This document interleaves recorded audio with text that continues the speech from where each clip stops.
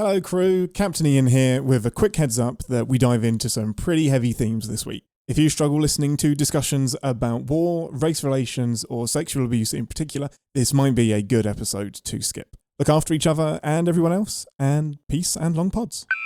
Only thwarted because someone finally fucking listened to the woman in the room. You mean Kirk?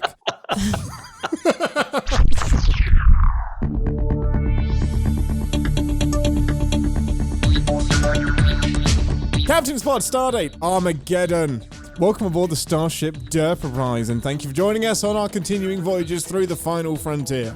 I'm your Captain Ian Whittington, and with me as always, she's a goddess beholder and defeater of evil, but she doesn't know it yet. It's Ambassador Deneé. Most of the time I forget what the episode was that we just watched. This time I did it again, and I was like, I don't remember that in the Gorn episode with Ortegas. Oh, you spaced an entire week. Spaced an entire week. Me too. That y'all got a very trim version of that episode. We were live for days. We were live for days. It was only 20 seconds in the real world though. We had our own inner light pod. But yeah, it was like 3 hours, and I trimmed some fat. I have a question for you though. Do it. So I believe my version of reality is that last episode, I may have gotten every character's name right the entire time, maybe for the first time ever. I cannot confirm or deny that, but it seems unlikely. It seems unlikely, but I feel like, as I was reflecting earlier, I'm kind of proud of myself. You should be. Whether that's true or not, there's something inside of you that said you did it. So I would hold on to that. I reached for a name. It came to me. Can you name any of them right now? Spock.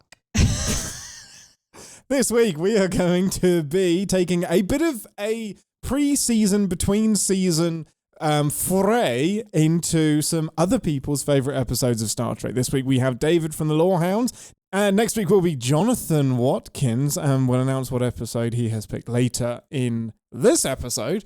But this week we'll be doing Season 3, Episode 7, The Day of the Dove, which is the original series. Ambassador, any predictions based on that extremely poetic title? Yes. Oh, it's pigeons. Is that why we're talking about pigeons? Oh, it wasn't, but it should have been. Yeah. Doves are famously related to pigeons. All I'm thinking about is when I told Iris about how doves mate for life, and we were only seeing one dove, and then it sort of depressed the car ride because we were wondering where the dove's buddy was. And then the following week, I believe we saw two, but I'm still not quite sure. I think we have some lovebirds, aka doves, in the neighborhood, and I do believe I'm seeing two. So maybe it's just like a weird moment. Isn't that just turtle doves? What? Isn't that all doves? I thought it was just turtle doves. That's what Home Alone taught me. That is what, okay. What Home Alone 2 Lost in New York, specifically. Okay. That's where I learned about turtle doves. Anyway, I guess I'm going to assume that this episode of TOS is potentially slightly depressing. Two people together as one, maybe one dies and the other is forever sad. But it's a heartwarming story, so you leave the episode going, "Aww." Okay, what specifically makes it heartwarming? Oh, okay.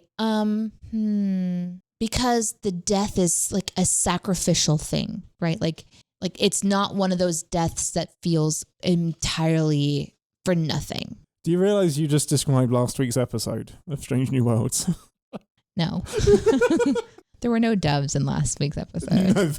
Yeah, you were miles off. The doves absolutely threw me. Well, we're going to head off to the holodeck and watch the episode, and we will meet you and David in 10 Forward for a full debrief. To be out.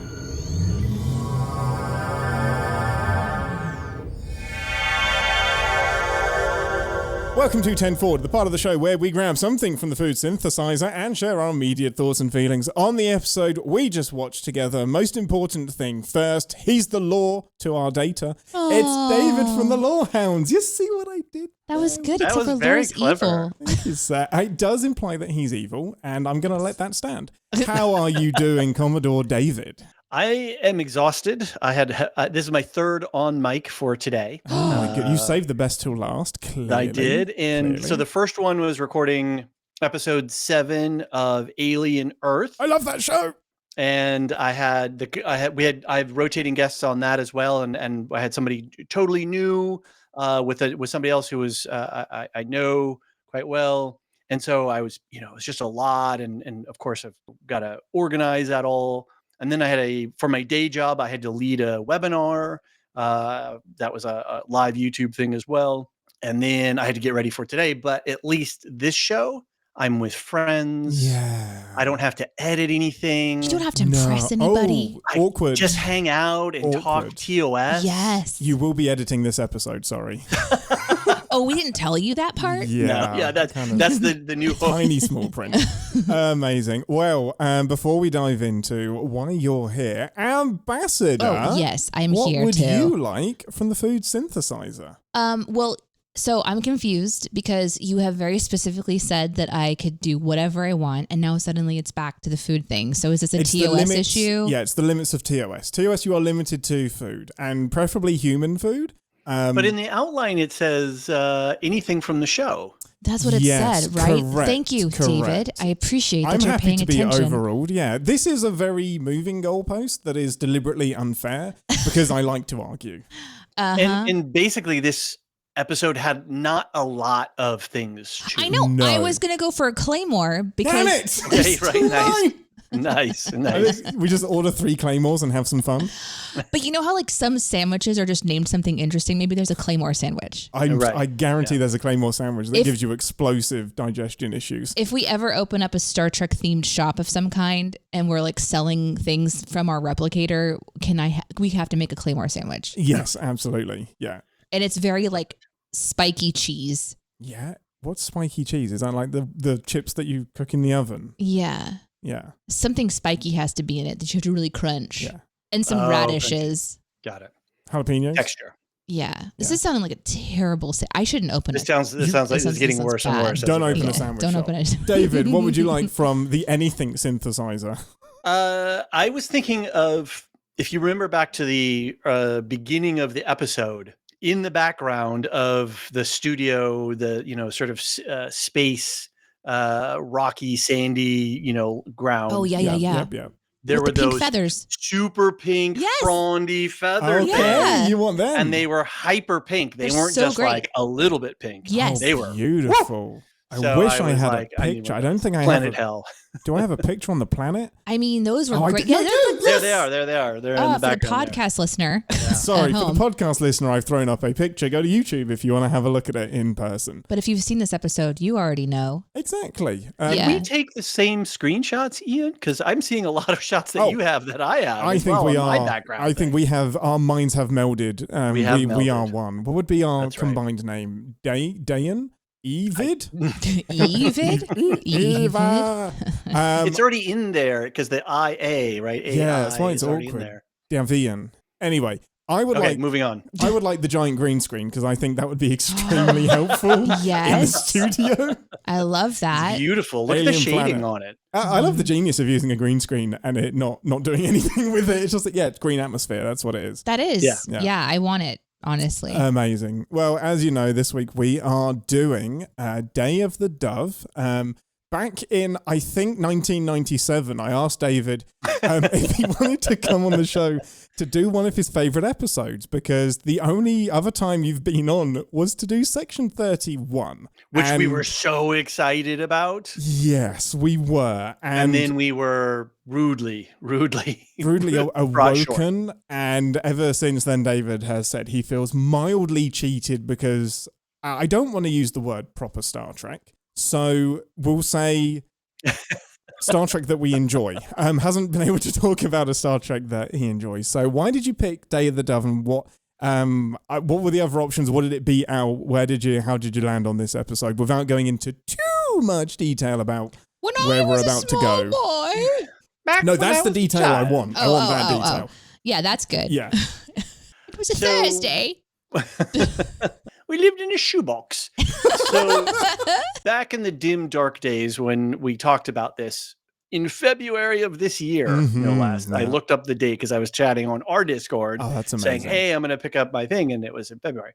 And so I was sifting through a lot. And it's really the conundrum of favorite versus best. Yes, which is crucial. And I had a really hard time. And I can't do it because my headphones won't let me. But on my shelf back there, I've got right there is the DVD collection of the remastered, all of them. So I was going through and reading and checking Wikipedia, and there's a lot of episodes that are heavy or not that this one's light. There's overpowered aliens and all kinds of stuff. And I just wanted something that I remembered that was simple, that didn't scare me as a kid, because I watched these on syndication in the 70s. Because that's, it was on. My sister was into it. My dad was into it. And as I was going along, I was like, oh, I remember this episode. This is cool. I mean, it's just straightforward, the Klingons and the humans trapped on the Enterprise fighting with swords. Great, simple episode. No issues at all whatsoever. And then I think I sort of failed in having a light, fun favorite, kind of fun episode, because this thing is like way too salient to our current circumstances. And I was like, I picked this in February and we're doing this now. And this is like, yeah, completely accidental. But I think that kind of speaks to how prescient it basically always is. It's a very applicable episode no matter what. This is one that isn't regularly in my rotation. A lot of TOS season 3 gets chucked in the what the fuck bucket, because season 3 is really weird. So I tend to stay mainly in season 1, and then I dabble a bit in season 2. So I do love dipping our toes into the bonkersness of season 3. Ambassador, I love this. Give us a TOS synopsis. Ooh, okay. In today's episode, we're reminded about how aliens were portrayed in old school Star Trek. Is it uncomfortable? Absolutely. Do I have questions? Not really, because they're just in quote unquote blackface for Klingons, but don't worry, they also have dark eyebrows. Oh, there's also a woman, but she just has hair. And no lines. And she does have lines. She has lines. Sorry, she has line. She could be described as a prop in today's episode. But the plot of the episode is that a light alien being has entered the Enterprise and is causing mayhem between the Klingons and the humans, intensifying their desire to kill each other and changing things to old school weapons in a perpetual state of forever warness, so that it can feed off of your negative emotions, and until you laugh, I will not go away. Interesting. I love it, because I never know when your synopsis is over. I'm like, don't cut her off. There could be more. There could be more magic coming. I don't know if that's magic, but that's what happened in today's episode. That is basically what happened. The return of the Klingons, and some metaphors follow, I believe. So overall thoughts and feelings, David, obviously we know you like this episode. What's your general overview? Why do you specifically love this episode? What does it do for you? Why did it beat out the others? It goes back to what makes a good story. Mm-hmm. A story has a beginning, a middle, and an end. And this episode has that. It doesn't waste a lot of time. It gets straight into the action. It sets up the stakes and plays out the scenario, and then just ends. And it's very efficient. Abrupt. It just, the thing goes away and they fly off. So it's just a very focused story.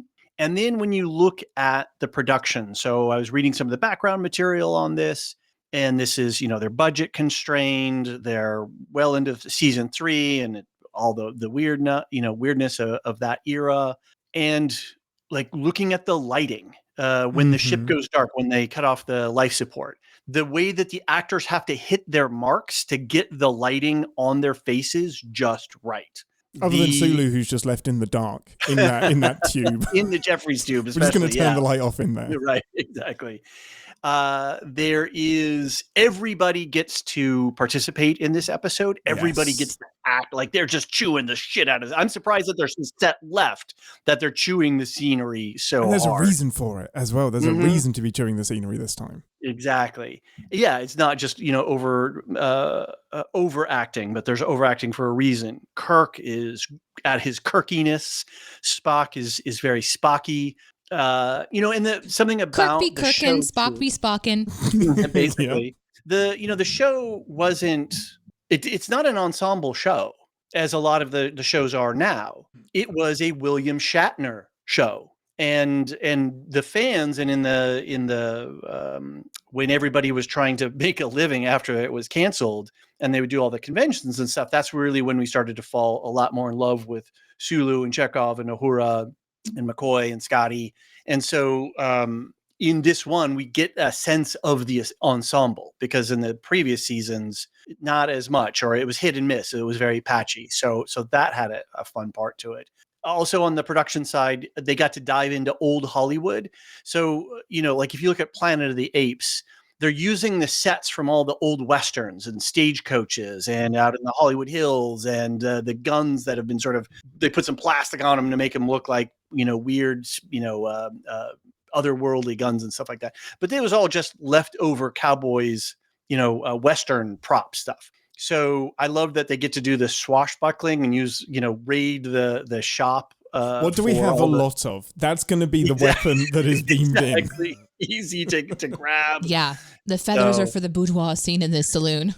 Mm-hmm. Exactly. So, it just across the board, if you take this at just a surface level and you don't get into the allegory of it, then it is just a fun Star Trek romp. It's just a fun Star Trek episode that delivers on so much of what we know of Star Trek. Interesting camera angles, the panning and the zooming. There's a great shot of Kang, and the camera pans back, and Kang's like, choose who's gonna be tortured. And you just see his hand at his, in a fist at his kind of at his waist. And when that camera angle, and you're just like, these guys, they were so good at their jobs and knew how to produce this show really well. And I think a lot of those key details are on display in this episode, above the line of the allegory.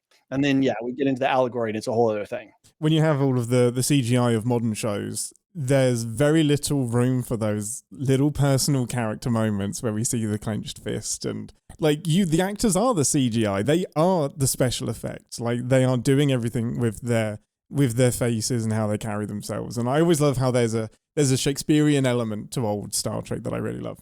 Ambassador, I have a sneaking suspicion. I'm just going to throw it out there. I think you really enjoyed this episode. I think it's what I think you like about TOS. Tell me I'm wrong. Okay, you're wrong. Oh no! Did you hate this episode? No, you just told me to tell you that, so I did. Okay, good. Cool. What were your overall thoughts and feelings about the episode as a complete noob to this episode? Okay, here's where I'm at right this second. I think I'm distracted by certain elements of the episode because the storytelling is so jarringly different than what we've been watching. And this happens every time we switch over to TOS. Hard shift from Strange New Worlds into this, even though we're on the same ship. Which is something to always appreciate about any content that you kind of it gives you a glimpse in time for a lot of reasons. Like you're talking about props, but also storytelling. The different topics might be the same or be very relevant. So there's all these really interesting parts of watching an older show, or even reading an older book. Like my dad sometimes will pick up a Zane Grey Western novel, and there's just old school Western novels, they're not going to be the modern storytelling. It's just a totally different thing. So I always leave these shows, and when we watch it, we get to the microphone, and I'm still like, that was a lot. That was a lot. Especially in TOS when you've got 50 minutes of ground being covered. It was nonstop episode. There, from the moment we see the crew all the way to the end, there's not really a breath. There's this particular episode. It fills every single second with information. So I was distracted by several things that I'm still trying to kind of figure out where it places my overall enjoyment of this episode. I will say that the Klingon stuff specifically was the most distracting. I'm not talking about the costuming or the makeup, the lore of Klingons, because I'm not used to them being an enemy. I'm used to them being Worf, and I'm also used to TNG Klingon. So the cadence of how they talk, their vocabulary, this is something that TNG would be pulling from lore. And there was a couple of lines that Kang, Kong, Kang. King Kong, King Kong. Kang, Commander King Kang. Kang. that he Michael said, Ansara, who has been in what, 3 or 4? Chat might know. All of They can look it up. the 3 main Klingons that appear in TOS return in Deep Space Nine and Voyager as well, which is And Michael mind-bending, Ansara, but I think, is the only actor who's done that, like played across. oh, interesting. There's William Campbell as well, but I think he just did Deep Space Nine, I think. But Kang, Kor, and Koloth, who all appear in TOS, all appear in Deep Space Nine. Same actors, same characters. There's a couple of lines that they say that he says specifically. You know, as I'm watching this, I'm furiously typing. Like I try to type as much as I can from each episode because that's sort of just how I retain the things for the show. Yeah. Yep. And I found myself being like, oh, what was that line? Was that good? Is that a Klingon saying? Like, is that historical? Is this where that comes from? Like, how do the TNG people go back to this episode and learn? Like, I was really distracted by the lore. This is really interesting. Like, so did you feel it was jarring compared to what you know? Or were you like, do you mean you were trying to absorb it because you know TNG built upon this foundation? I was trying to feel like it was like, ooh, this is the juicy beginning part, you know? Yeah. This is what it was at the beginning, and then it morphed into what we see later, which I prefer 1,000%. Of course. Like, rightfully so. These Klingons are like the most bland, boring version of Klingon ever. Yeah. Now, Sure. Yeah. OG, sure. But like, I'm like, oh, that's, but it's kind of like seeing like, something in a museum, like a piece of fabric or something. And you're like, oh, that's just not very interesting compared to what the fabrics are today. But then you find out it inspired Picasso. Yeah. You're like, how did you fucking make that on a loom though? And you stop and you're like, well, okay. I need to appreciate that. So there's a bit of okay, stop and look at the fine details going on in my head. So quick judgments aside, that was distracting me the very, very most. Do I like this episode? It was I think a true episode of Star Trek, although that sounds weird to say. I know what you mean though. You're not wrong. But like I think we use that terminology more and more as the show goes on. Like this is what you can expect from a real episode of Star Trek where when we keep getting fed stuff that is disappointing, it's hard to not refer to what we do want for dinner. We used to make things in this country. Oh, don't you boot him off. Get him off right now. But there's a point, sorry to interject, that the modern show is a season-based thing. So any episode can hit or miss. Back then it was, they poured so much time, effort, the script rewrites, the back and forth of producing a single episode was a very different thing. I'm not saying it's better or worse or whatever. They just had a different framework and a context for it. And they weren't making a season of television. They were making an episode of television. And so I think when we go back and we watch something like this, that doesn't matter that it's, is it lore, does it fit within the lore and how does it relate to this when this happened in that episode and whatever? They weren't thinking about that. No, exactly. But it's so they make a very different product ultimately. Yeah. I find myself sometimes watching, Strange New World or something like that and go, I wonder if this is going to become what somebody else in the future grabs a hold of and makes something on, Yeah, that's very interesting. And so here we're looking at Klingons not knowing that they were going to become what they became, but it's really interesting to see the beginning. But yeah, it's a very fast paced, very adventure based episode. It's got a good mystery kind of going on and trying to figure out what's happening. I think if I had known the crew a little bit better, I may have been able to pick up on some cues about personality changes, but as it stands, I just thought they were all dicks. So that was interesting.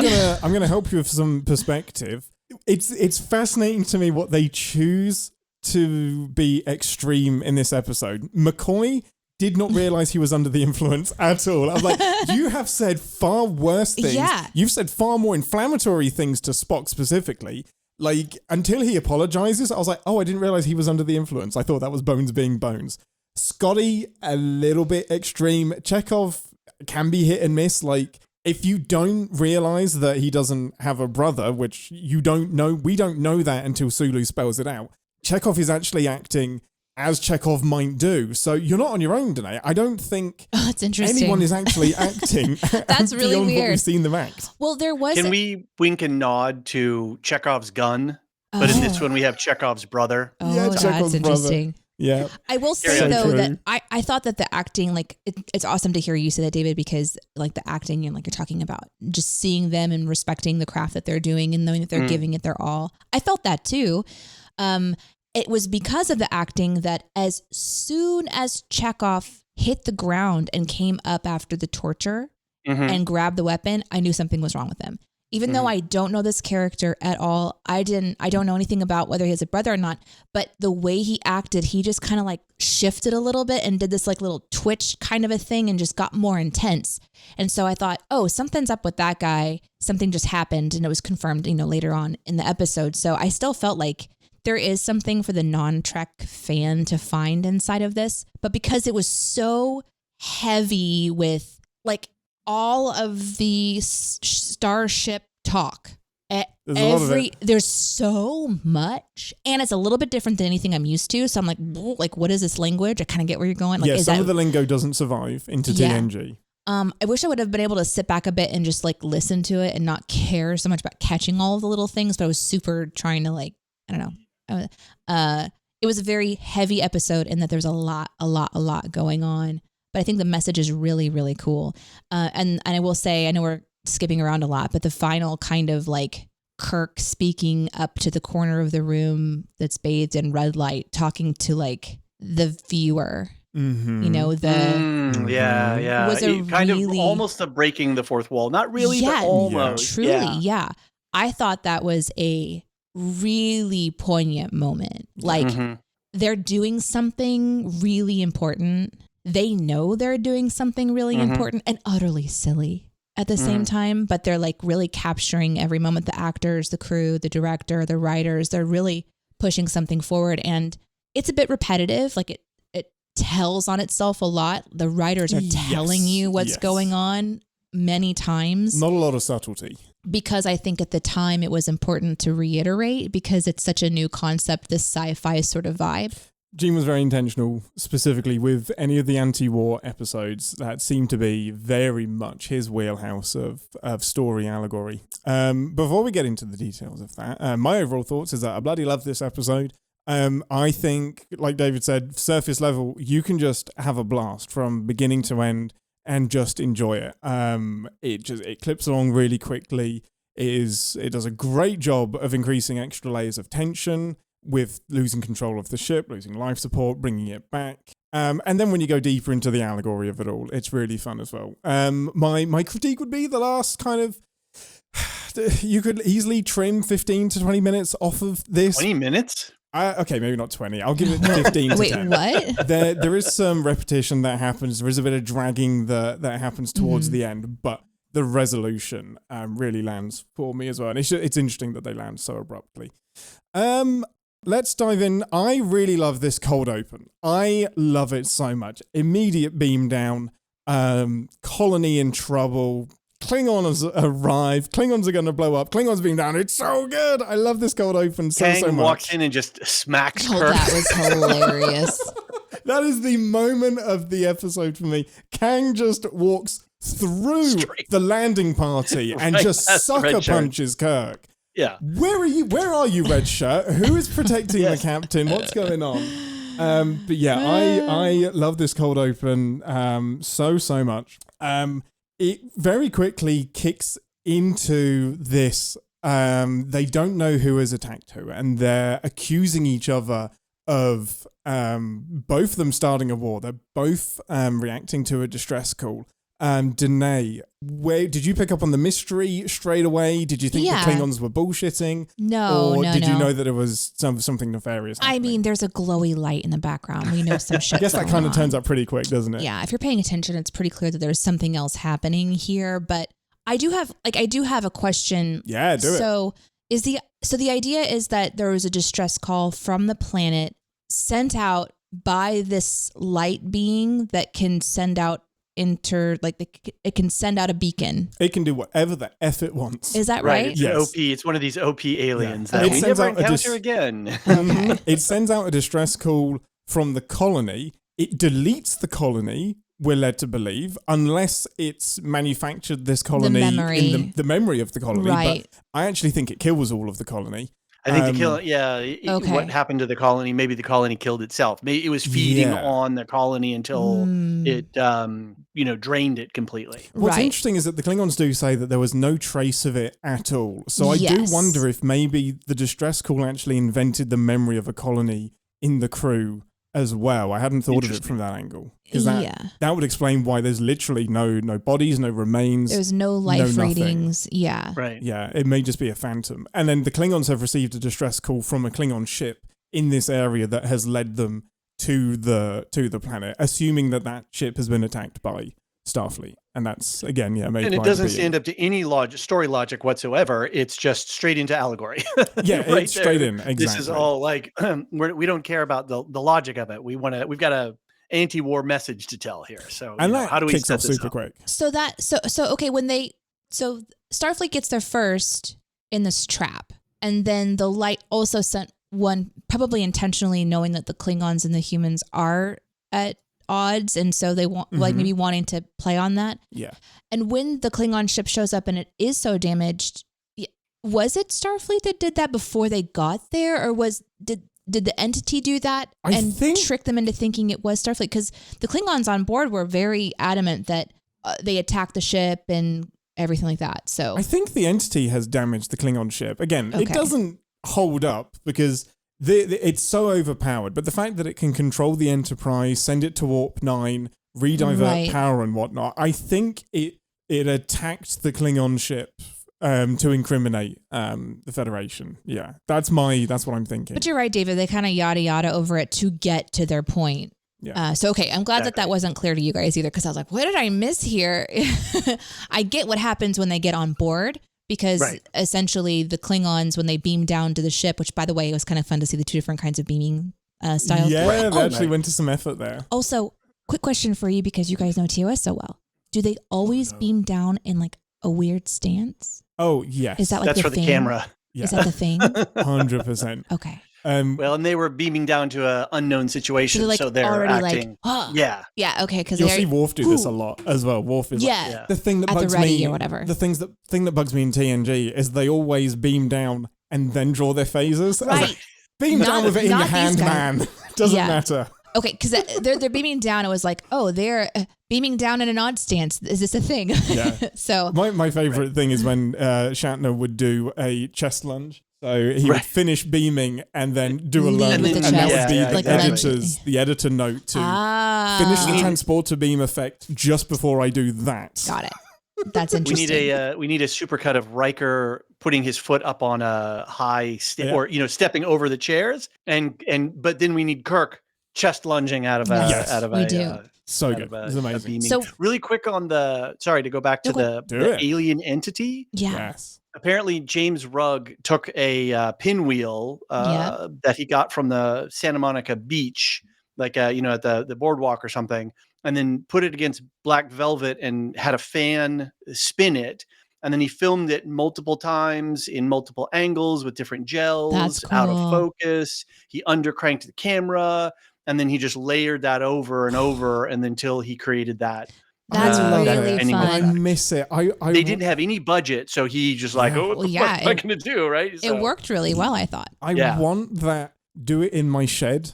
Special effects to come back. Like, what have I got literally in this room that I can mess around with a camera and some lighting? Because most of the original series films and most of what Industrial Light and Magic did to begin with was stuff like that. Yeah. Before computers were doing anything. So yeah, it's absolutely magic.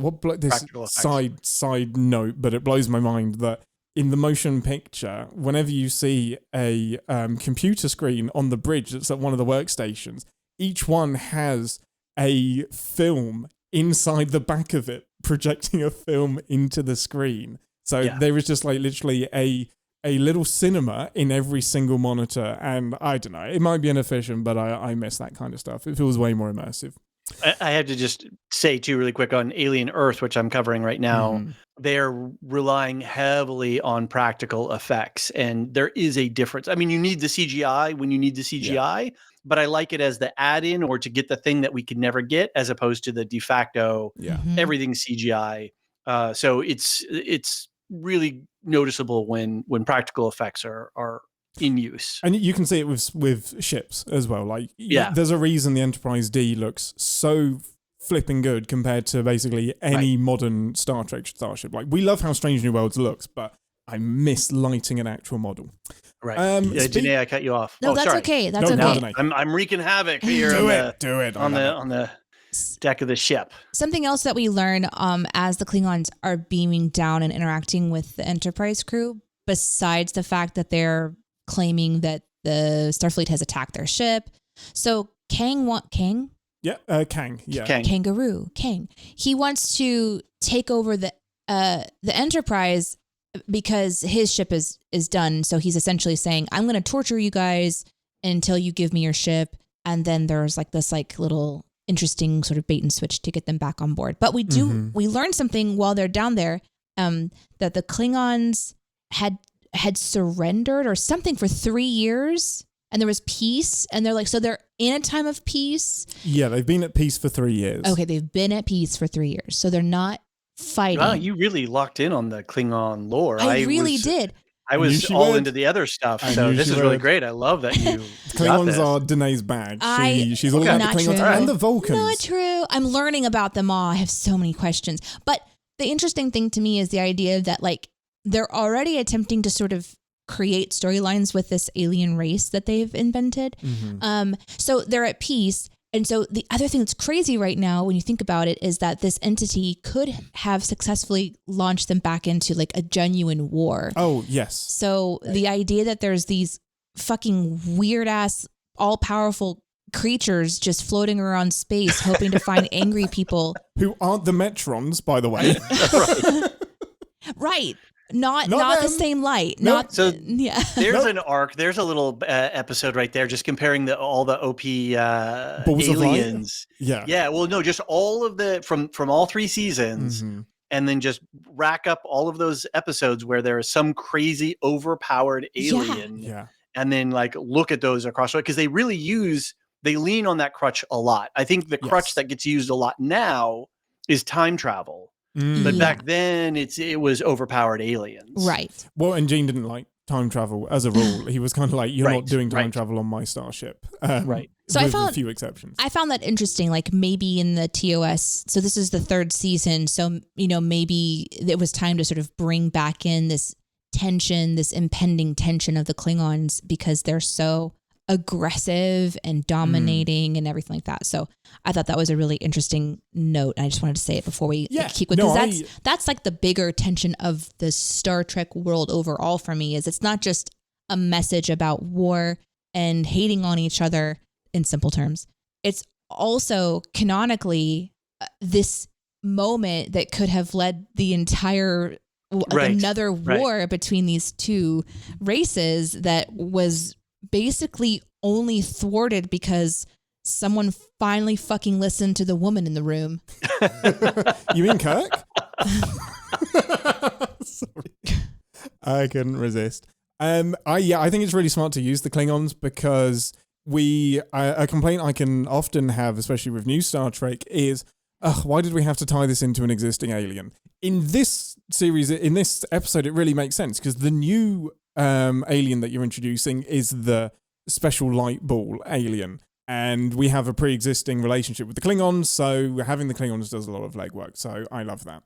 And speaking of Klingons, this introduces, we've mentioned him, but Kang, Michael Ansara, who nibbling and chewing and gobbling up scenery, and the writing is one of my favorite things in this episode, specifically for the Klingons, and it's one of these serendipitous moments where we very likely couldn't have had him because originally they were going to bring back Kor, played by John Colicos, who was he's a Klingon that has appeared in a previous episode and had a big rivalry with Kirk. So the familiarity that Kang and Kirk have with each other was meant to be Kor and Kirk, but they just didn't change the script, and they just said there's some unseen relationship between them where they know each other by name. But the gift of that, as much as I love John Colicos, is Michael Ansara is such a gift. He's incredible. So incredible. When Chekhov is screaming about his brother, like one of the earliest lines he says is, "You killed, killed my brother Piotr." Yeah, and like your brother died, and now you volunteer to join him. This is loyalty. While he's still screaming about his dead brother, he just has so much juice. Is this one of your favorite? Just to preload a question, is he one of your favorite parts of the episode, David, as well? You can't deny that he is a keystone of this episode. Yeah. He absolutely is, because he's so calm and cool. Oh yeah. I hate when a show or a movie uses a villain who is wild and just sort of out of control, just because like, oh, look, I'm evil. I'm so evil that I'm evil, right? You know, just like, oh, come on. Kang is like, yo, this is my ship now, right? Like, you know, game over, Kirk. Yeah. Like, I got you. There's a moment whenever it's so great. He's in the engineering, he's taken over engineering. Yes. And he goes, and then he goes, Kirk here, and he goes, this is Kang. And he's just grinning. So cool. It's like, I know who it is. I loved that so much. It's my notes. Like, I love that moment because he's just like so casually in charge. Standing there with his sword, sort of against the. Yeah, this is Kang. I'm Kang. Like, we know. Yeah, out the bottom. And it's I wanna transition that into the problematic element, which is the makeup, and that has obviously aged extremely poorly. And the really unfortunate part of that is how progressive Star Trek was at the time, but still made the unfortunate choice of using this really dark black makeup to represent aliens and an evil alien and a warlike alien. It's like, you can call it budget restraints as much as you want, but green was available, blue was available. Like, there is a spectrum of colors that are available. It does put a stink on the episode that it's so hard to kind of look past and forgive. We are not the three people necessarily to be weighing in specifically on that, but it makes it really difficult for me to watch personally. Especially when we look at the allegory of the allegory of the show. And it's so confusing. Could I cue up one of the audio clips that I gave you? Yeah, absolutely. Can you say computer, please play? Okay. Computer, please play the Kirk Head Heart audio clip. We've been trained to think in other terms than war. We've been trained to fight its causes if necessary. Then why are we behaving like a group of savages? Look at me. Look at me. Two forces aboard this ship, each of them equally armed. Has a war been staged for us, complete with weapons and ideology and patriotic drum beating, even spark, even race hatred? Even Spock. Race hatred. And it was that scene where they're on the bridge when Scotty is having a go and what's his name? The Vulcan. Spock. I know that one. Remove him. It's a long day. It's been a long day. You're fine. From the show. You're totally fine. Beam him off. And earlier in the episode when Chekhov is starting to have a go at the Klingons on the planet's surface, he calls them Cossacks. Yeah. Which is also a loaded word. It could be, I don't live from that part of the world, but I did a little reading around that word, and it is it can be used as a very strong negative word. Mm-hmm. And so we have to remember when this episode came out in 1968, this is the same year that the Civil Rights Act was passed. Mm. This is the same year that Dr. King was assassinated. This is the same year of the Democratic National Convention riots and the Poor People's March. So there is a lot going on around this and around racial issues. And so for Shatner to say those words on screen in this moment of passion and heat, we got to remember what was going on in 1968 at this time. And so for television audiences to hear that word, that phrase, that's powerful. And yeah, it's tainted by, it's sort of like, oh wait, but they're using blackface kind of thing. And it's like, and it's like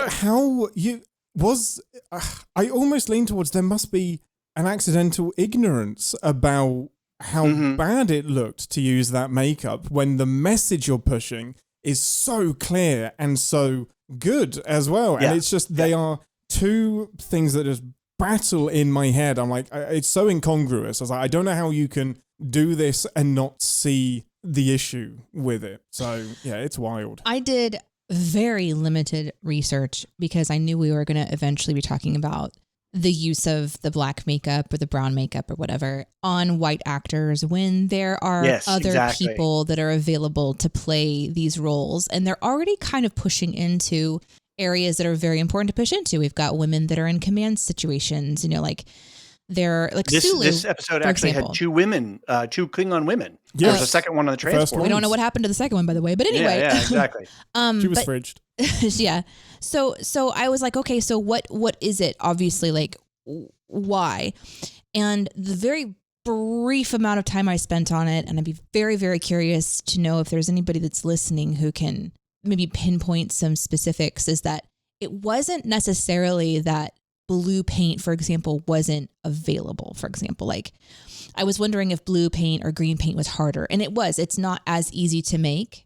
However, by the 60s, it was more of an easier substance to make, but it wasn't as on hand as specific colors. And so the general quick research was that because they were on a time constraint and a major budget constraint, it was literally grab what you've got, put on this wig, you're a Klingon now. Which happened to be boot polish. It was very... It seems like it. Right. Well, and if you like, the men were very dark, but then the female Klingon was almost more like spray tan brown. Mm-hmm. Right. So is it okay? I think what's not okay is the same thing that we're seeing now, for example, in Snow White 2024, 2025, whenever it came out. Why not employ a little person? Like, why not employ somebody who is out there wanting to make a living doing something like that they can do? But like, here are people who are misrepresented in film and entertainment so dominantly because before film and entertainment, they were literally used for entertainment. They were put into the circus. They were made to fight in pits, things like that. Right. Same with Black people. Same with all kinds of minorities that were and continue to be exploited for looking different, sounding different, coming from somewhere different, having a different culture. And there is a unique opportunity that you have when you are in a position of authority to give that voice a place in entertainment or a place in a show. So were they pushing the boundaries as far as they could? No, they could have easily hired someone, but you're right. At the time, had they hired a Black man to play this Klingon or Black woman to play this, like, what would have happened to their show? Would they have been canceled? They maybe weren't ready for that yet. Was it intentionally that they were made this color at the beginning before to offset? Right.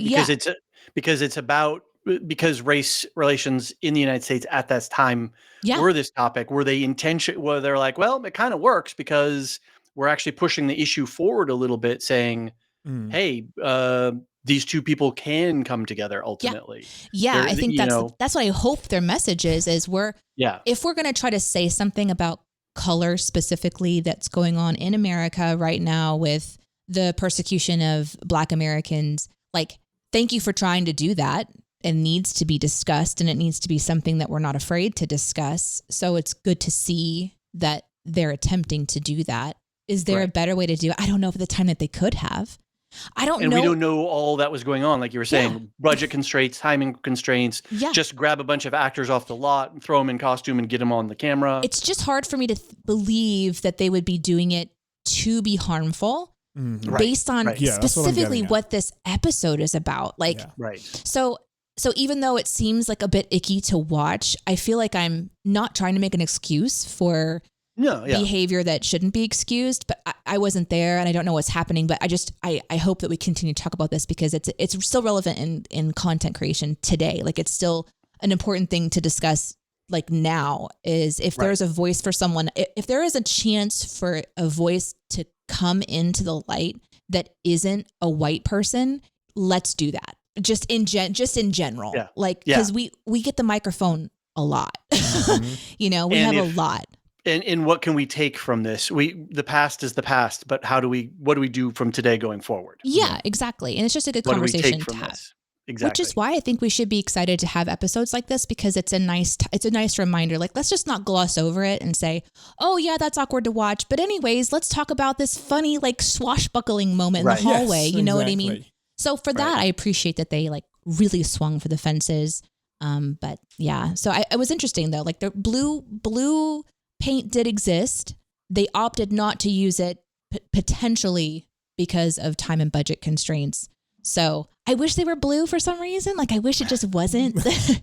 For some reason, I wish it was just like not that. Well, it would allow you to kind of remove some of that confusion. If I have a hope, and this is just a hope that I'm pulling out of my bottom, it is that had they, because you mentioned casting black actors as the Klingons, I have a gut instinct that could have been even worse.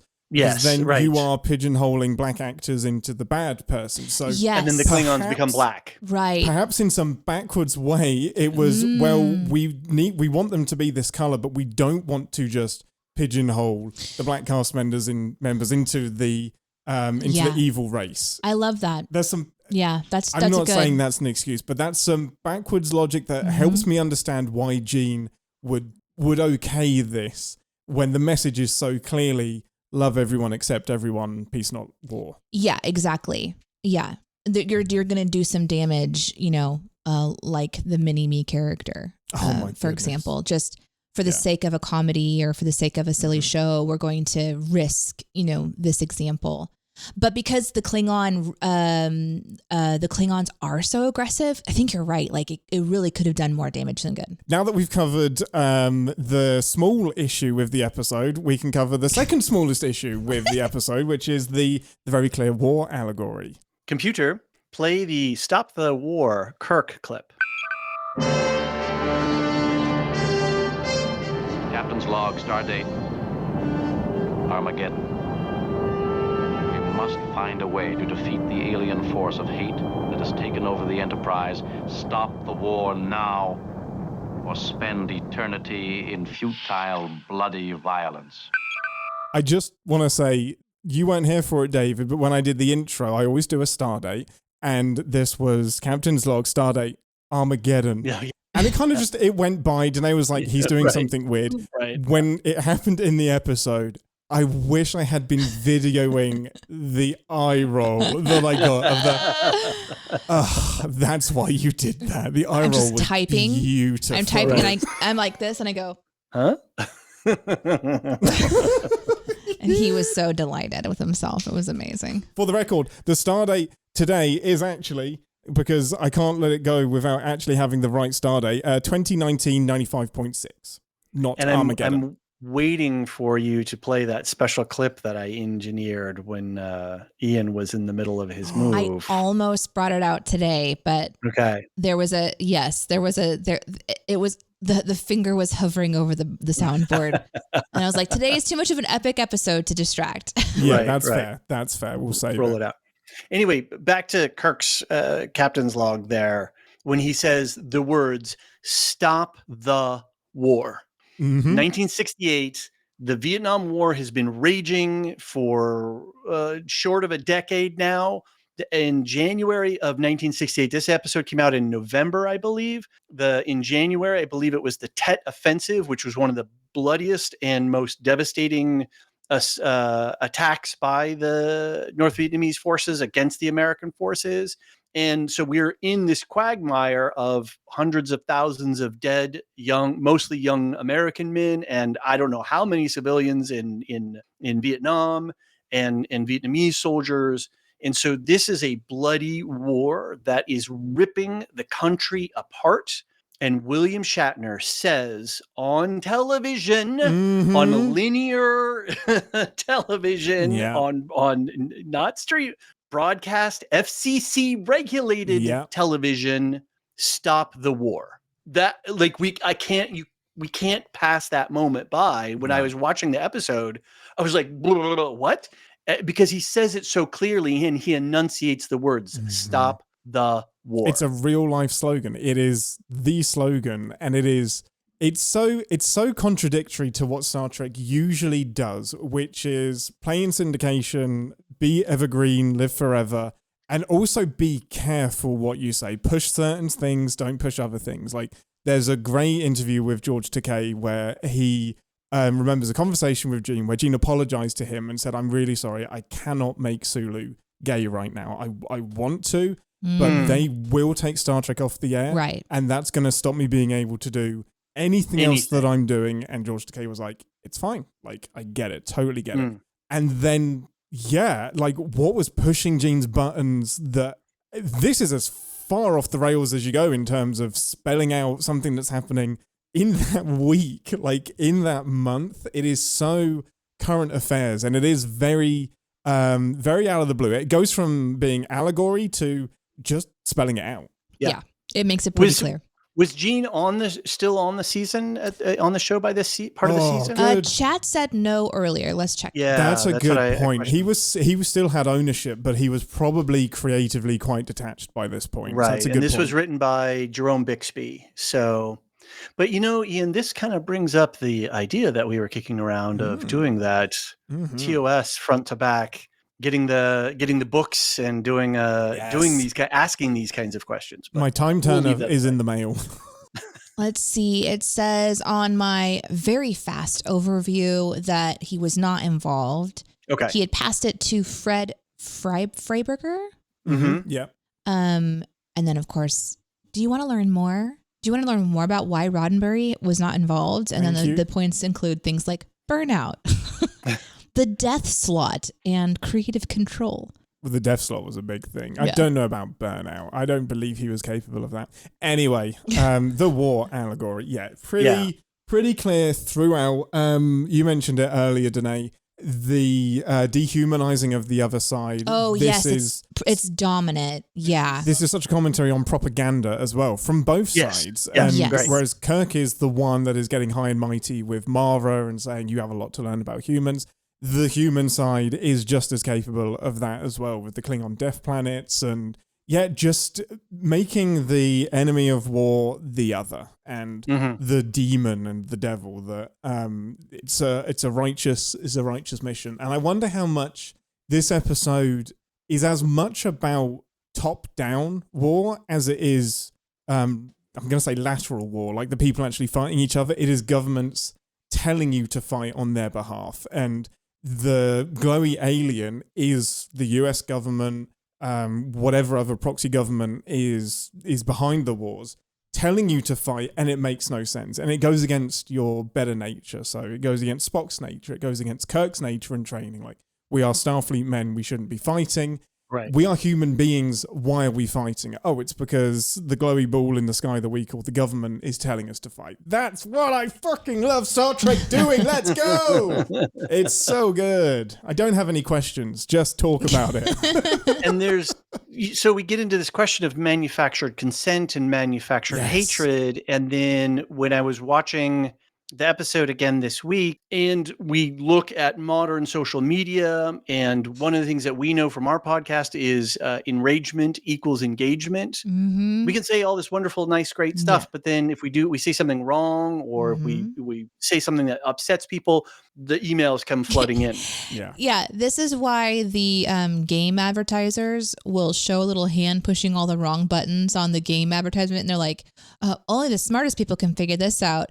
And then it's clear that they're supposed to press 1, 2, 3, 4. And they're like 4, 2, the true allegory of our 3, times. 1. Oh, yes. So the advertisement is you're forced to watch somebody do it wrong so that you can prove that you can do it right. And you're just angry and activated. It's crazy, but it works. Right. It engages you because you're upset. This is what children do also, by the way. And it fucking works. There's something that I was told early on, which is that children want attention. Any attention. It could be good attention. Is good attention. Yeah. That's and so if you want to have a relationship with your child that is like going more towards the positive, like when they're giving you negative, like they want something from you, so they're picking at you. Like when you're giving them that negative attention, you're actually like serving them and doing something good for them. So you want to break that pattern. But it's crazy how ingrained it is that if you get attention if you're pissing people off. It's ingrained in us. It is part of us. And so is a scarcity mindset, my toy, like there's a bunch of stuff that's really built in, which is weird. Lebensraum. Yeah, this is my rapier. This is my sword. Right. This is my hallway, not your hallway. Mm-hmm. But I was thinking of the alien being as like some of our tech bros, or some of our social media platforms that they're using the social engineering. What have we learned by watching these millions of people interacting on our platform all the time, and then how can we heighten that to keep them coming back so that then we can keep churning the dollars? And so the alien being is, in a way, social media, the bad side of social media. What power is it that supports our battery but starves our victory? Was a line from Kang that... Yes, that should have been clipped. I just got shivers down my spine, because writing that line, you cannot know how appropriate that will be in the 21st century. Like, it's feeding the trolls, but it's not even the trolls. It's feeding the worst bits of us, the polarization, the tribalism inside of us. But there's no end in sight. Like, victory isn't ever defined. There is no... When we get to this point, it stops. It's just ongoing. If you play the one other clip, the computer, play Kirk Hearthead.wave. All right. In the heart, in the head. I won't stay dead. Next time I'll do the same to you. I'll kill you. And it goes on and on. The good old game of war, pawn against pawn. Stopping the bad guys. While somewhere, some thing sits back and laughs and starts it all over again. And I love that he's not doing that to music. Like they edited in the music after this, right? And they just the music and Shatner's just pathos. It's this, like, one of my biggest critiques of Shatner is the Shatnerisms and just acting for the back row, but damn it, in this episode, it's the perfect style of acting. Like, this was just like, we're going to just build an episode where his acting makes sense. And just do your thing, like, no direction, just work do your thing. Believe me, it'll work in this episode. It's fine. And obviously, one of Kang's lines is, "You will reassemble after I have hacked you to bits." And McCoy is healing everybody, and mysteriously, the crew members are being healed. And Vietnam was a war of attrition. It was, we're not really going to use our brains here. We can outnumber you, so we're just going to send bodies, and eventually you will submit, and we're just going to keep throwing bodies at you. And that's a very clear allegory here as well, is that the crew will keep being healed. This can be a never-ending war, which will fuel the big old energy being. So it's good stuff. I love that the episode, like we kind of already talked about, it ends with a speech to like the corner of the room. But what's being said at the end to sort of solve the problem isn't just, we're choosing not to be hateful, so you don't have any power, but they actually have to speak it. They say, get off my ship. Like, you're a dead duck. You're powerless.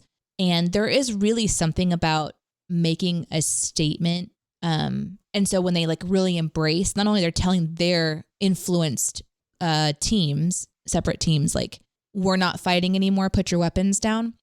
Then they kind of unite in saying, like, you are powerless here. I think that's a really important thing to also do. It's not just about like, oh, the alien's in trouble. They kind of like almost telegraph for us how to address certain things in our own life and like choose to stop feeding it. And it is a choice. And it's not always easy because it is addictive. Attention is addictive. There is a part of our brain that really likes to be seen, even if it's like being misunderstood in a way. So choosing to disengage from something that feeds you, that your brain is saying, this feels good. There's an addictive behavior in it all. But to kind of realize that you're in a really bad cycle with whatever is going on in your life. I mean, like the different wars within ourselves, the wars that are literal, like it's just so powerful to watch a group of people speak to an entity that they're powerless. And it was really well done. I really liked that part. Mm-hmm. So there's an element of, hey, what if every single person in the army of both sides stopped? Right. Like you're following orders and there's a hierarchy, but it is within every individual's power to not fight as well. And that's it's an impossibly hard thing to do, especially when some people actually want to fight and they believe they are fighting for the wrong thing. And that propaganda is so deep and so ingrained that they do believe they are fighting the embodiment of the devil. Like that's hard, but we do have the power to just say, sorry, Mr. President, I will not be fighting today. Computer, play Spock, Those Who Hate, .wave. Those who hate and fight must stop themselves, Doctor.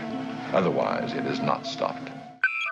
And it takes that intentional, it takes being present to an other person. Yeah. Mm-hmm.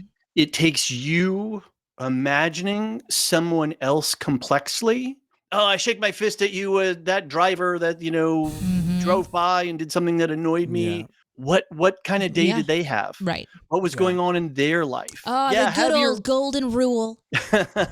What it was, fine. Have your emotional, have your emotions, but also recognize that other person has an emotions. And until, in like Spock says, everybody's got to come to it on their own terms to be able to get to that thing that you were saying, Ian, which is what if we just stopped? Yeah. Yeah. For it to stick, it's got to be inception. It's got to be an idea that you've come up with yourself and then embeds in your brain. That's something that sadly can't be topped down if it's going to stick generation after generation. I feel like this episode also touched on something that's important and awkward, which is that sometimes you don't realize how bad you're in it until you see your friends doing some stuff that you're approving of somehow by being a part of it. And then you're like, oh, so yeah, maybe these characters are a little bit like on the more intense side through all the other episodes. So you didn't quite notice that they were being like really aggressively dicky to each other. But when you see your friend sexually assaulting a woman in the hallway, you're like, oh, it's that bad, because there is something that is discussed about, war times and like what happens in war times. And it's not pretty. Mm-hmm. It's disgusting and it's inexcusable and et cetera, et cetera. We could talk about it a long, long time. I think I understand why it was included in this episode, like that there's a need to show how far dehumanizing someone can go. The brainwashing. Yes, the belief that this woman is an animal. This woman is just a fiend, a monster. Right. But she's also attractive and still she's docile. She's something I can control in this uncontrollable rage that I'm in. And so there's this freedom, especially has been outlined in war times, where, soldiers are taken free reign, and not held entirely accountable for those behaviors. And so, like, brave on you for showing it.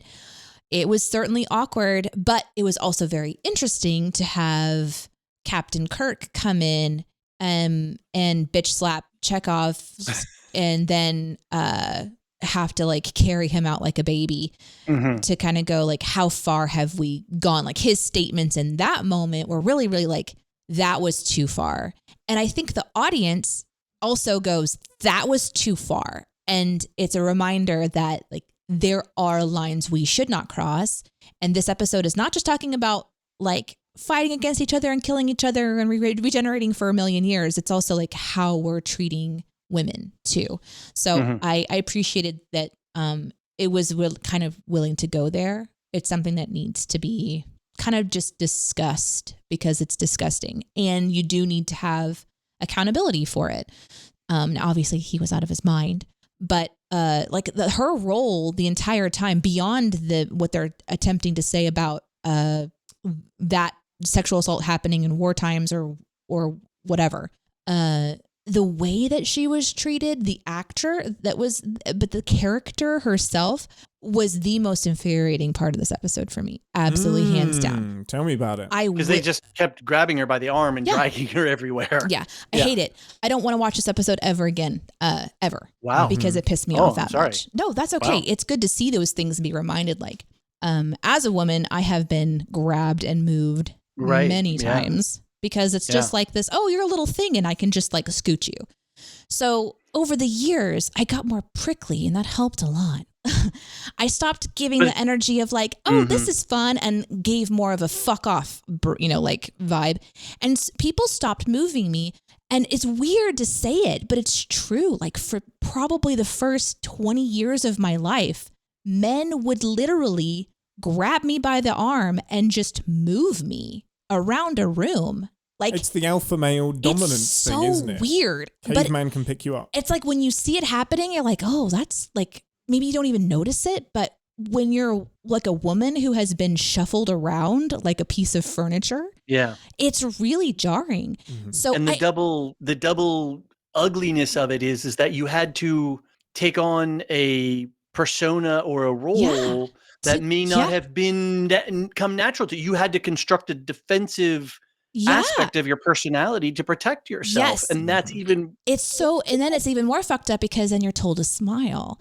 So the stuff that you see... You're prettier when you smile. Exactly. Ugh. And it's been told to me many, many times. And so... So sorry. Oh, I mean, it's I think that it's one of the conversations that is shifted a lot, and especially the last like 10 years. I mean, the great thing about there's terrifying things about the internet, but the great thing about the internet is it really connected people together, and it really opened up conversations where suddenly maybe you're not supposed to talk about these things in your social circle or your church circle or your family circle or wherever. Like that was my upbringing is, like where do you talk about these awkward things that are happening to you? Is it awkward? Because it kind of seems like it's just normal. And then all of a sudden you're connected with people where you're like, no, this isn't okay. And wow, this person is vocalizing that I also feel it's not okay. And it kind of, I don't know, it gave a lot of power. And also culture has changed so much to be able to talk about these things that are awkward, but it's just important. So anyway, seeing all that in this episode, like enraged me, which is cool because like some people say, when you watch content like movies and television, it gives you an opportunity to experience emotions in a safe fucking environment, blah, blah, blah. Okay, Aaron's right. Like, it's important to feel those things and to feel my own past trauma and go, that's not okay. Glad to think about that. Glad to be teaching my daughter that no one should be like, touching her, that thing. But it is so easy in this episode. They just do it all the time. Yeah. And then we're talking about it and working through it for ourselves, and so parasocially with the the listeners and the live watchers. So we're actually responsibly talking about stuff that has happened, will continue to happen, and that we need to alter. Yeah, it really wasn't the actual sexual assault in the episode. It's just watching the actor being used as a prop, or just this character that is being just shuffled around. And here's what makes me angry about it back in Star Trek level, not personal trauma level, but like, or like women representation, appropriate, all that stuff. From just a Star Trek level, there's no fucking way a Klingon woman would let that happen. Oh, right. Exactly. Larsa and Vator would not let that happen. I can weigh in on this. Yay. Like there's no fucking way. Jarring. Like I've seen some great Klingon representation and I don't mind that their boobs are showing. Like, show them, be whatever, like bodies are bodies, like I don't fucking care. I don't care about short skirts necessarily. I care about how women are portrayed, but I don't like that stuff isn't super negative to me. But like, I don't know, I like my TNG Klingons, I'll just say that. Because when I replay that scene in my mind how it should have gone down, all those men would have broken bodies. She kills everyone. She kills everyone on the bridge, and the Klingon Empire gets the Enterprise. There would be blood. Happens. There would be blood everywhere. Blood. Yeah. Like I miss the teeth sound. How the Klingons have to have their teeth, and I'm just like. And then I fucking miss it. I need to go how like you need to go have a cold shower sometimes or whatever. Like I need to go watch my Klingon women just to kind of reset a little bit. We're going to have a season eventually, probably in the very near future, a season of Klingon TNG episodes. We're gonna absolutely bathe you in it. Yeah, it's really hard. The only bit I like is Kang's response when Kirk gives the ultimatum of "I will kill her unless you give over." And I was like, I can't remember what happens here. And I was already typing, "Oh, a real Klingon would let her die." And he's just like, "She's a casualty of war. She will be proud to die this way." She understands. She understands. I completely agree. There's a really interesting sprinkling of like true Klingon mentality that's in this episode. But it was a massive fail. It is overall. It's so interesting, and it's one of my favorite discussions to have. The social activism of Star Trek that cannot see past its own biases. That's it. Which is it happens. Chivalrous. Captain Kirk is the hero, and the men are going to save the women. That's what I feel like. That's the place that it comes from. Is men to the rescue, and it's so blind to what we optically see very clearly now as not being okay. We have to remember these are human beings writing this show too, though. Like this isn't human men. This was Shatner. This was Shatner's vehicle. This was not that Spock became so beloved was kind of a surprise to them. It was a big shock. I love to them. Spock in this episode. Yeah, and he's very Spocky. He has one of the greatest lines. I too experienced a brief surge of racial bigotry. I almost clipped that one. I love it. I almost clipped that one, but I didn't want to overload the clips. I wish we could all have that freedom and level of self-awareness. Yes, that's it. Because we've all done horrible things. We've all been driving around and had those horrible gestures towards people that have cut you off. I wish we could have that moment of, that was a horrible thought that I just had. That was distasteful. Let's analyze it. But instead of bringing it into your heart and core, and then that's the worst human on the road. And I'm okay. I'm justified in what I said about them because they were being dicks, instead of bringing it back and saying, man, I overreacted in that moment. Let's reflect on that. Let's all Spock, be Spock. Yeah, Spock was great in this episode. There's a moment when I didn't quite understand if the alien was taking him over too. Like, when he was fighting with, he was being affected for sure. Yeah. When it came to the point where there's blows going he was about down, to kill Scotty. I kind of felt like he was defending himself more than he was getting into it. Yes. Do you know what I mean? There's a kind of a moment there where his volley back to his opponent in that moment was totally justified on a normal episode. Yeah. Yes. You know. I also don't like working with humans. Yeah, like you also annoy me too. And I thought it was more of that. And then he's attacked, I think. Yeah, he's does sort of then like going for it. He defends himself, but it's when he's going for his hit. I have to admit, I was cheering him on. Oh, 100%. I was a bit disappointed that he didn't get chopped. I put it down to Spock having greater mental defenses. Maybe the question for me in that moment is, how does Potato Brain Kirk resist when Spock hasn't been able to resist? Like, Kirk's sheer charisma is what pushes him. His charisma stat is at a 20, and like Spock's intelligence is high, but his charisma and willpower is lower. Yeah. And that's the way it's written is that Kirk is pulling all the threads from all the different characters, and then he's the one who ties the knot. Yes. Yeah. And that's why it's his show, right? That's why it's Shatner's show. Right. Exactly. I mean, that's the way they built it, right? That's I want to believe that it was maybe Kirk we think maybe he has a lot of testosterone, but actually he's very estrogen dominant, which is why he wasn't as impacted. Interesting. I like that idea. Yeah, that's my thing. He was very this episode was great. I don't want to watch it again, but it was great.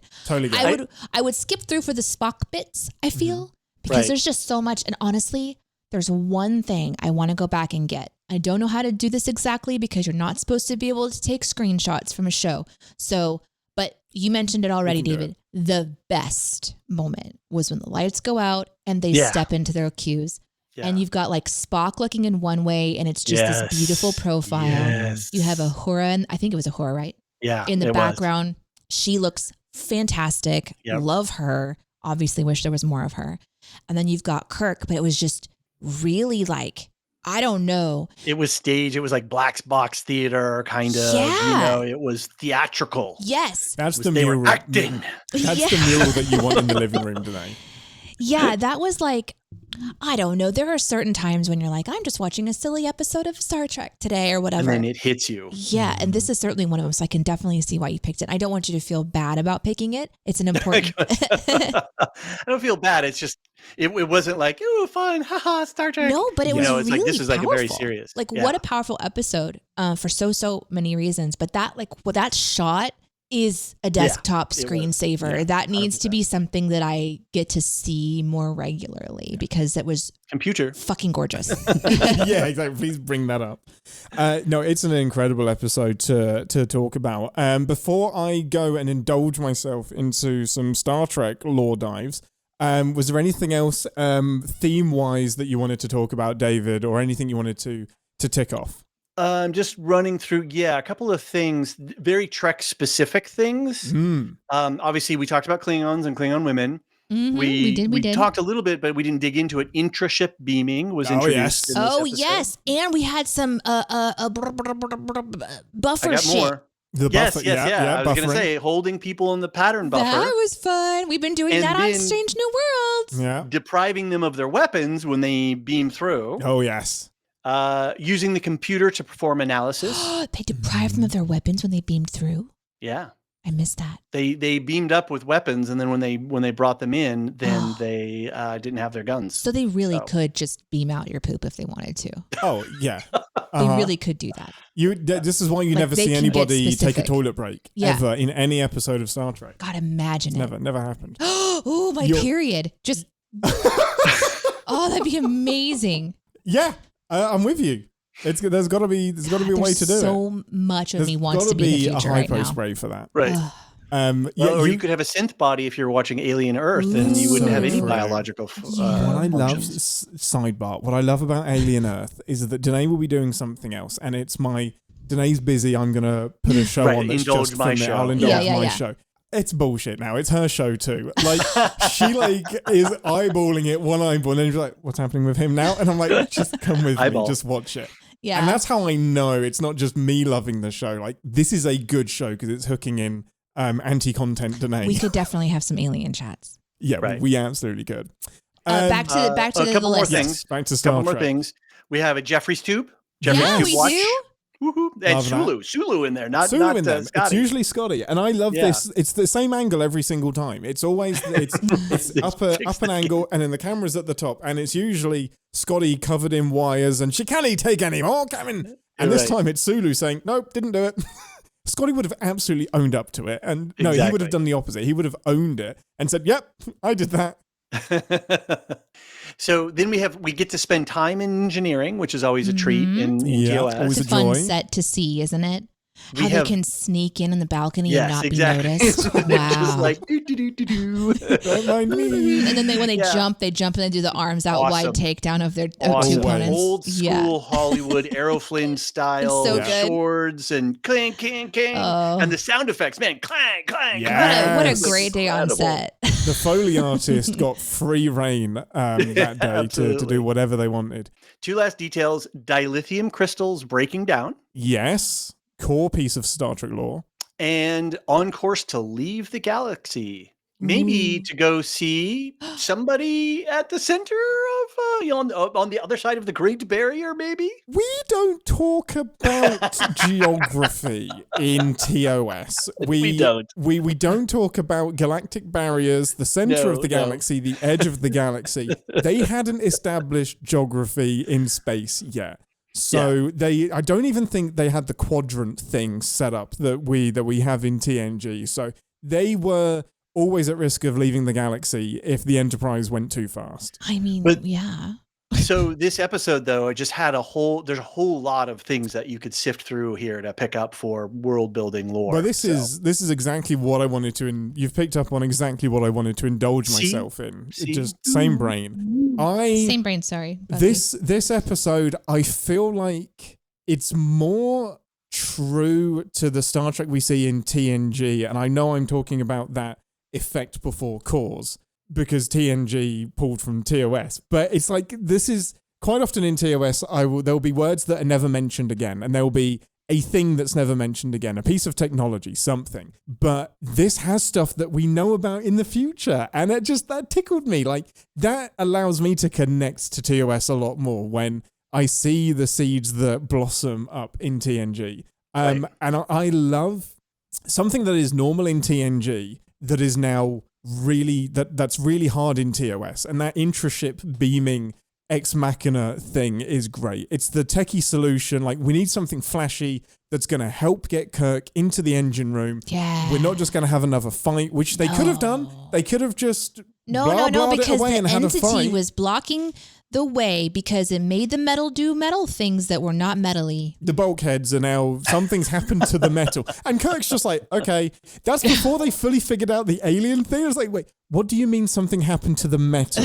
Something happened to it, Ian. That's what they said. The thing we could cut through, we now can't. And he's just like, well, I guess it's Tuesday. It's just completely normal. But yeah, the intraship beaming really tickled me. Are you talking about the moment when Kirk's like, yeah, okay, figure it out. He's Bye. like, do what you can. Just do what you can. Like, do your best. Click. I love Brilliant. There's 12 minutes until the dilithium crystals degrade beyond repair. Ooh, Do what you can. you know what? I got some shit to get to, buddy. Good luck. Click. That sounds like a you problem, Lieutenant Commander. I loved that part. It's so great. So yeah, the beaming was really fun because it's the first time they've I'm just going to get super nerdy with this. It's the first time they've specified there's limitations on transporter beams because that hasn't really, it's just, well, production-wise, it's cheaper than taking a shuttle down because you can just appear and disappear and that's fine. But to actually put a techie, this isn't just a hand-waving production ease, this is a technology that has limitations. And I love that when they can do it with a story and then they beat that limitation with precise calculations. I realize that I am the most non-Trekkie Trek of the three of us, but like, that just sounded like such bullshit to me. Yes, absolutely. But I buy it. But how? Okay. Because if you're beaming down to the surface of a planet, you got to be precise too. Because they beam down a moon. No. Yes, you do.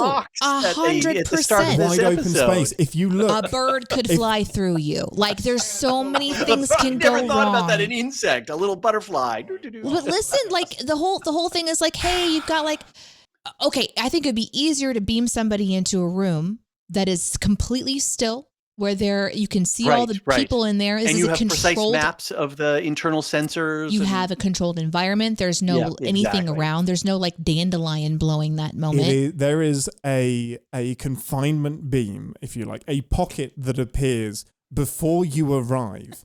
And that clears out the space and you beam into that pocket. That pocket is easier to create in a wide open space when you only have to worry about the ground that your feet is going to be on. No, when you you're don't. beaming inside multiple walls and bulkheads and you're moving through space and you're a tiny thing like that's moving through space is a real thing. You know, Brojum said in the chat, a planet is not traveling at warp 9, okay? Like, that got me. I beamed you to the ship, but you're outside of it where we were. Yeah, right. That's a very good point. Yeah, does the beaming take velocity into account? Yeah, I've got to beam you to where you will be in 2 seconds. 100%. Right. I take it all back. Yes. Yeah. Okay, now that makes sense. Thank you for pointing that out, Brojum. Totally awesome. But totally awesome. I'm still upset that if this is the case, anytime you're beaming to a planet, they should be beaming 2 inches above the ground every time. No, there should be a little. So it should be like a fall. Which they could have done if they all jump at the same time. Yes, that's your mark. The jump. No argument there at all. Oh boy. While we're on the topic of transporters, this is like something that is a staple in TNG, Voyager, Deep Space Nine. Wasn't such a staple in TOS, and using the transporter to do something weird. This is a great little tactic where Kirk sends a secret message to Spock. Oh, yes, yes. He sends a little message on the communicator. Yep. I think that's redundant because the fact that he said, we have guests, I think you could have deduced, wow, Klingon bird of prey, the Klingon D7, whatever it was. Klingon ship, other people on the planet. I think just to be safe, we'll keep them in the buffer and then ask the captain, hey everything copacetic here? Are we good? But no, Kirk has to send a message as well. But there is a couple of layers to this. They get locked into the transporter buffer, which we didn't know was a thing. That can now be a thing. And it's used so much in history, and I think this is the origin point of that. Like, they'd mentioned, like, transporter weirdness has happened and created clones and whatnot, but this was specifically and deliberately using the technology to their advantage, not an accident. Yeah, it's pretty cool. Then the next step is, we're going to bring you in backwards. Just a little touch to disorient the Klingons, that they're going to beam in facing the wrong direction. Yeah. Then we rush in without their weapons. And we pull them away. Yeah, that's good stuff. It's ridiculous that the Klingons fell for it because they have the same technology. Yeah, exactly. I love that as a Star Trek nerd. Question, and if Star Trek nerds, do you know you've been in the pattern buffer when you come in? I hope not, because that means you're aware of the passage of time when you're buffering, and I don't think that's correct. You have to talk to Barclay about that. You would, absolutely, yeah. I'm thinking about like how I would use it. You know, you've got someone coming over and you're like, yeah, I'll just beam you in. And then you actually like pause them and you clean the house. I'd use it to skip the engagement entirely. I'd implant some fake memories and just like, you had a great time. Whew, is that the time already? Bye. Polly Walnuts in the chat says, no, you're dead for that minute. Jesus. Well, we'll come back to that in a second because I have a follow-up thought. But this was the progenitor towards secret coded communications and transporting and all that kind of stuff. So. It's interesting that in the Wrath of Khan they have to spell it out and he can't do a communicator beep. Exactly, but I guess he had to do something more specific. Man. It's a great line. It's a great line. It's a great line. I love it. To Paulie's point, you're not dead for that minute. You're dead full stop, and then a new version of you is brought to life. Right. With your soul intact somehow? You're assuming souls exist. I know they do, sir. Your molecules are replicated essentially, and all that you are is reconstituted, but they aren't physically moving those parts from the planet to the ship. They reconstitute my male pattern baldness? They absolutely could, yeah. There's got to be a hyperspray for that Picard just rejected. Right. The best captains but hey, of all. At least I have Patrick Stewart and Jean-Luc Picard to make me proud of my... And Cisco as well, bald by choice. Very good point. Very good company. Right. Yeah. So I have just one note that came into my head where there are some similarities, and Deneé, this will exclude you slightly. I apologize. That's great, because I've got to pee. This is a great time for you to pee. Can you just transport me out and back real quick?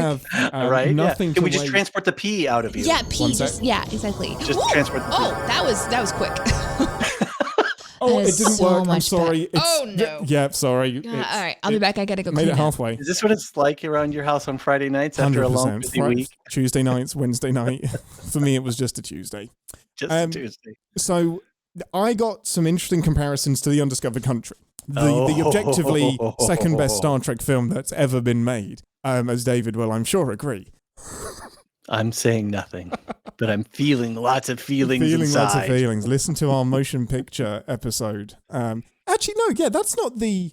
Oh, but no, that was over on Lorehounds. That wasn't Captain's Pod, was it? No, you cross-posted it. Oh, no, we crossed it. So Section 31 isn't the only time you've been with us. So that's fair. But it was a Lorehounds produced show that you came to us, but then we crossed the streams. We crossed our streams, exactly. Yeah. It is interesting so Mara is explaining how like the Klingon worlds are, we have colonies, they have to be fed, we have to spread out to live, which is the whole... So much Klingon lore. And that is actually picked up again in The Undiscovered Country. Like they hold on to that because they need, in their own words, living space. They need Lebensraum. And that's a big point of contention that Kirk brings up because he quotes Hitler at Chang in response to something that he says. Yep. So I like that thread is picked up, but then The Undiscovered Country is so interesting because Kirk is now at a point where Spock says, if we don't help them, they'll die. And Kirk is like, let them die because they killed his son and he has his biases. Yeah. So the Kirk that we have in this episode is the Kirk in The Undiscovered Country is hypocritical compared to the Kirk we have in this episode that is see them as individuals, see them as people. But Kirk in the future is so damaged now that his anti-war message is, now let them die. Fuck them. They killed my son. Right. So yeah, it's there was just an interesting allegory there. Connecting through thread that I really enjoyed as well. Yeah. Yeah. It's a good thing you like that movie so much because then you could see the patterns. I mean, I just don't know who wouldn't, honestly. I don't know who wouldn't like an objectively quality movie. We would need to do Deneé and David on The Undiscovered Country because I would be one end, and I wonder where Deneé would come. Probably more with David. It's interesting. A couple more points. Obviously, I couldn't stop thinking about the Vesda, interestingly, because this is this species that we see here is evil and feeds on evil. It's interesting that Strange New Worlds had the restraint to not tie the Vesda into this alien. And I think the only reason they didn't is because this alien isn't named. Like this, I think if this alien had had a name, Strange New Worlds would have named their finale big bad, whatever this alien was as well. But it feels like it could be the Vesda. It feels like it could be the same thing. I think it's vague enough that it could be. I mean, it seems to be a bit like, I don't know. I don't know if it would be the same thing or not. Because, well, just for people that are listening and don't remember the Vesda is, you should probably explain that part too. Oh, yeah. I mean, they're the bad guy at the end of Strange New Worlds. They're the ones that keep coming. They're stuck in the transporter buffer. They take over Gamble. Oh, no. This the ones isn't in the that well. guy. The ancient evil. No. Like it could be. 100% not. Absolutely could be the Vesda. No, we saw the Vesda. They're like a weird wormy creature that like bores into people. But they turn into a ball of light when they're in the little prison thing. But that's because they're in a prison thing. And maybe this one's in a prison thing and it just escaped. Yeah, I just think you're off base on that. I'm not. It's so a sorry. fact. Yeah, I could well be off base completely. I felt like it was more along the lines of the being that was on the planet episode with Ortegas. The Metron. Yeah, it felt more like a Metron gone wrong or something. Yeah, this is like an instinct-based Metron. So it's like it's feeding off of an instinct for hatred rather than a curiosity about how humans are going to fight. It felt more like a virus than a personality. Yes. It felt more like a very basic approach.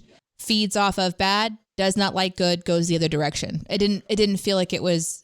Although, no, that's not true because it was changing weapons and it was... No, it was acting with intelligence. Intelligently making decisions. So more of a vile creature.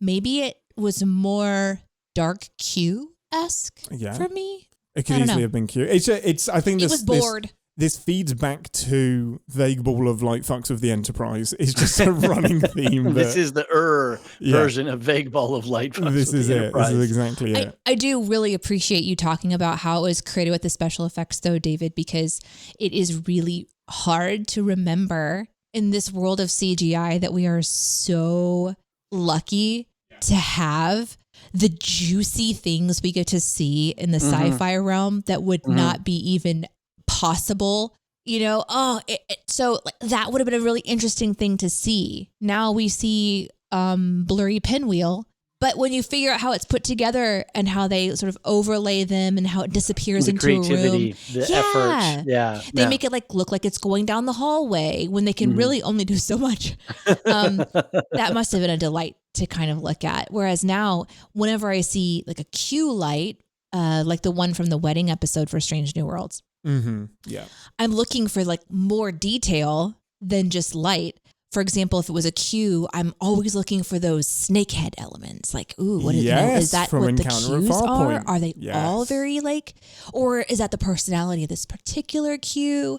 And it was on the pendant in Picard, and we were trying to figure that out. And that's still something I think about to this day, is the intentionality of like what they look like. So the lack of intentionality behind season 2 of Picard, perhaps. But it'd be really, really interesting if, for example, an episode of Star Trek picks up this pinwheel creature, this war creature, if they would try to let us know with some clues that it was the same exact thing. It would be tricky to do so. And I think that's why they haven't, because it isn't named. We don't get anything about them.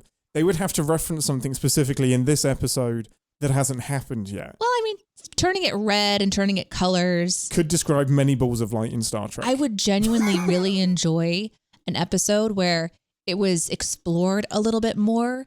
The idea of being addicted to energy and trying to teach the creature how to find energy in the positive stuff, because it was existing with the light but it was getting more powerful with the red. Yeah.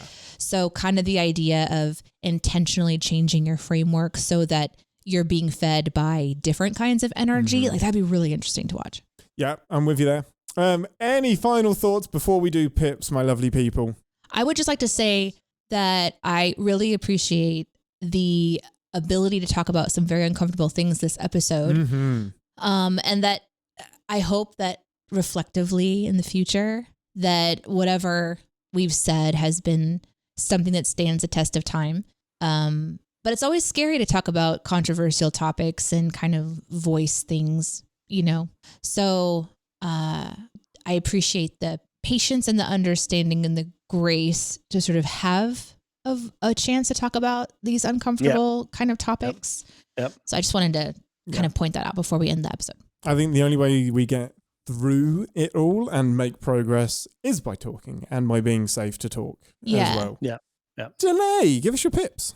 I'm going to go for, I think I'm going to give it, it's so difficult. I haven't seen a lot of TOS and I feel like it's on a totally different level. I kind of want to give it 3.5 pips. We've seen some silly TOS, full context. This is by far and away the most Star Trek It kind of has we've watched. everything. There's some advanced weaponry before it turns into old school weaponry. To be fair, transporters are used as an advanced weaponry in this episode. We get to see the whole ship pretty much. We get to talk about interesting tech. There's an enemy that evokes a lot of conversation. I think the acting was really fun. The costuming is always really interesting to me, even though they didn't have a big budget. Like, have I seen that gold Klingon? Yes, you have. Yes. Where Again? have you seen it, Deneé? Well, that's another thing that we didn't pick up on. This I didn't realize this episode was so packed with lore that's even another little thing that the sash gets carried forward. I feel was it in the zombie episode? It on the Klingons that were in the away team in that episode? Yes, I believe it is in Strange New Worlds, correct. However, there's another place that you've seen it. God, did he wear it at his wedding? Did he wear it? Did Worf wear it? He did wear it wedding? in season 1. I don't know if it was in season 2 as well. Definitely season 1 of TNG. Oh, okay. Worf is wearing red uniform and the gold sash. Oh, so he does wear the gold sash. Because I really just remember the silver sort of like intricately like interlocked one. That's the one I remember. Yeah, it was more like chainmail-y. Yeah, but the gold in season 1, he just wears this gold sash. So interesting. Yeah. Well, that's cool. Yeah, I love that. I'm a solid 3.5. I mean, I'm tempted to go into 4 because it was a really great conversation today. So yeah, 3.5, somewhere in there. It's a 3 pip for me. It's very technically we don't have 3.5 as a pip. Okay, well then I'll go 3 because I like to push us to 3 then jump to 4 if we can. So I am. No, I'm going 4. Yeah, I'm so close to going 4, pips. but I am sticking with 3 pips. I have to go to 4. I really like the acting this episode. I really, really did. I'm really close, and I think. Oh man, am I gonna do it? Yeah, I'm gonna get. Ooh, I did. I need. We had this whole time to think about this. David, what about you? I was gonna come in at a solid 3 pips. Okay. There's there's some incongruities at the beginning. There's some wonky plot stuff, and then obviously just the not great makeup for the Klingons. Mm-hmm. You know, they just it's a little off, but otherwise, it's a solid episode. Like 4 for me, it's really got to be something exceptional. 3 is fucking great, like pardon my language, but it's like really, really good. So like 3 is not a shameful number. It's like, that's solid. That's exactly amazing. Yeah. Yeah, I'm going to stick with 3 because I actually think there are some pacing issues in the middle third of the episode. Yeah, you would have cut 20 minutes. Like, how I'd cut 15 minutes. This? I would absolutely edit 15 minutes out of this episode. CinemaSins has trained you to be brutal. I think 5 could probably be cut. I don't know that I'd cut 15. Yeah, I could. Yeah. No, I mean, all of Kang's stays. I want to see Walter Koenig, going through the hallway again, doing his little stealthy moves. Bouncing around the hallways. Yeah. And just do that even more. Well, with that, let's head over to... Where are we going to go to do a couple of emails, Ambassador? To the engineering room. We'll go to the TOS engineering room. Let's check in those little crystals. We got to make sure they're all chargy-wargy. That's it, but we're going to crawl in from the top balcony and make sure nobody That's right. 3 to beam out. Oh, for an intraship transport. Hold on, everybody. Oh boy. In 8 seconds, we'll figure out if this worked.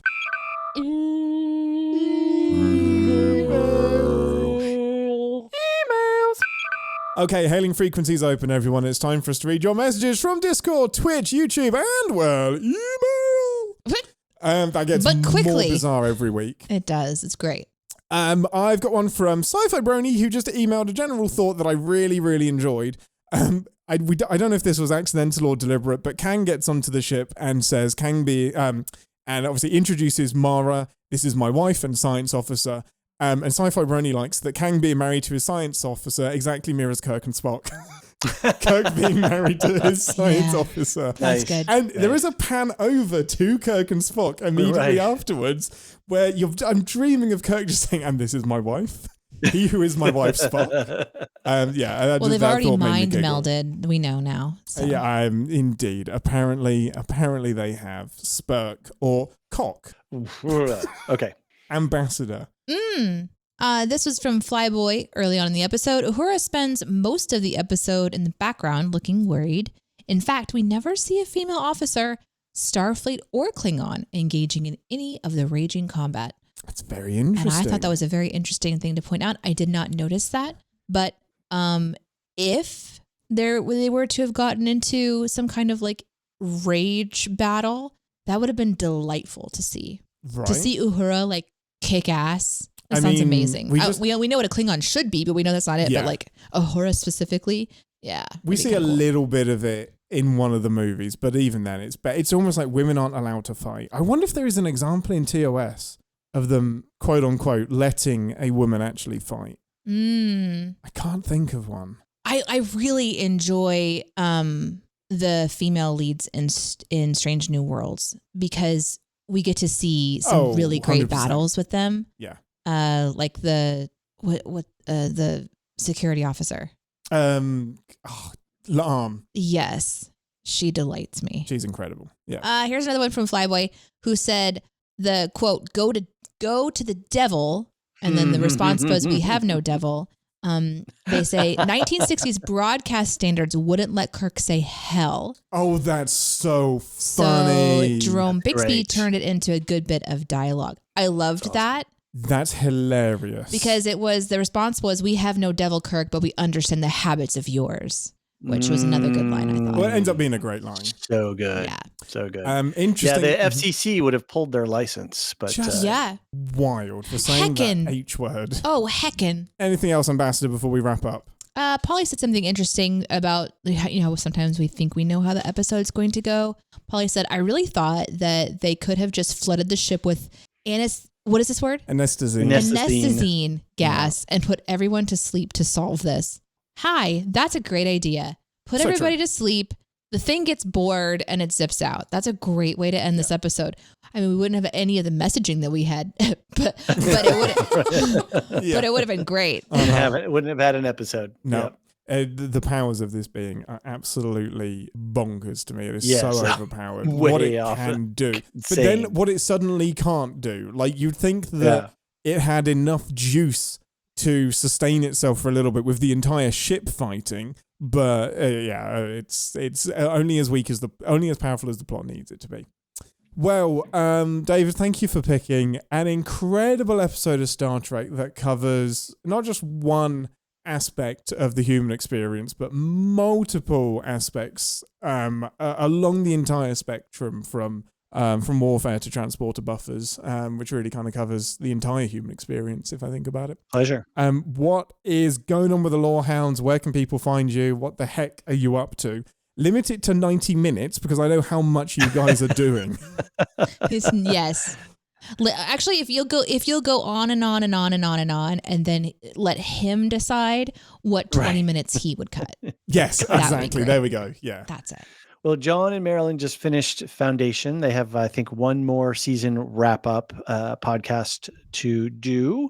We just did the penultimate for Alien Earth, and we have one more next week. And then I'll do a wrap-up, and then I think John and Alicia and I are going to do a wrap-up together, since we did Squadron style, since everybody came around, and I had Ian and Luke It was Ian and Mark. Yes. For episode 3. We broke the 3-hour barrier. We crossed the barrier of the great. We did. Does it still hold the record for being the longest episode? Mm-hmm. Yep. You went to the boundaries of the galaxy and beyond. Not a 3-hour with ads, with dynamic ad insertions, but a legit 3 hours. Yeah. And that was a really good podcast. I learned things. It was good. My brain is new. So we've got a couple more episodes on that to do. Alicia is spearheading the Peacemaker effort, and she's got co-hosts Jean and Aaron. And Aaron's the host of one of our affiliated podcasts, Radioactive Ramblings, and they're covering that. They seem to be having a good time.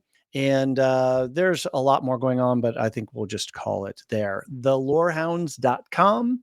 I don't know, put something in the show notes. We have our own Discord. And you can just find us on your podcast player. Just search Lorehounds. Yeah, you'll find all of those in the podcast notes for this episode as well. Bless you.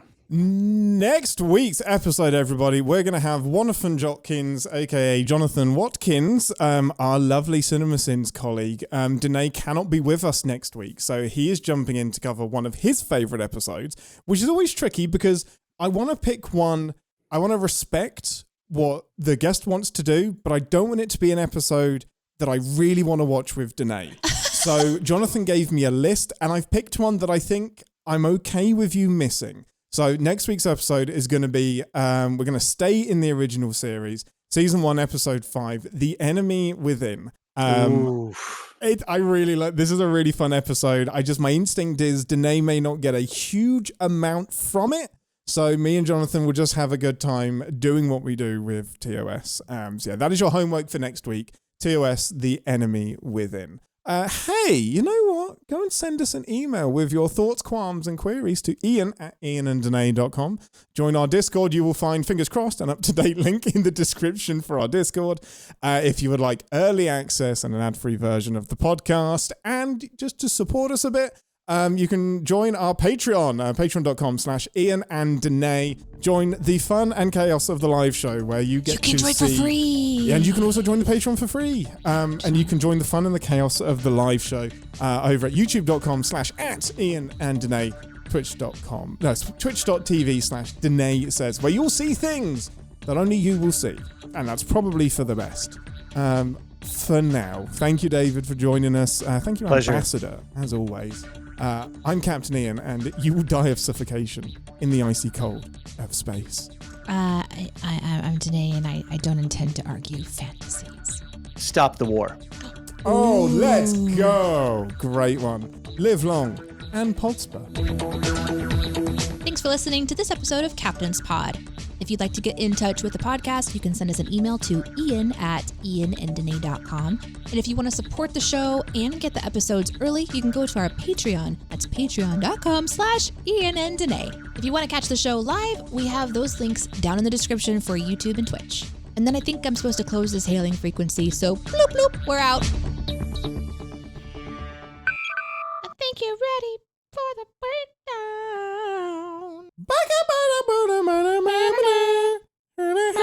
Oh, right now I'm so aware that next door there's a wedding happening. You're worried they're going to hear us? Oh, they absolutely would if we're so... They probably just heard your scream a moment ago. Let's go. Let's go. Of course, maybe that's part of the wedding. They may think that we're cheering them on. Yeah, wondering why we're not there since we were invited. We were invited, but we're literally recording a podcast instead of going to a wedding. We are so good to you people. And it's not like I can just say, hey, I'm sorry, it was across town and I couldn't. It's literally next door. We can see them. We have a window where we can probably see some wedding overflow. I could go get Iris's periscope. Yes. Oh my gosh. And just like peek it around the corner. Hide in the bush, which isn't a bush. It's a tree that's growing between our two fences that we need to cut down badly because it's tearing up the fence in the yard, but we keep cutting it off and it continues to grow back. I could go get in that thing with the periscope. Is that our responsibility? It's in our yard, dude. Is it? Yeah. Like the root of it is in our boundary?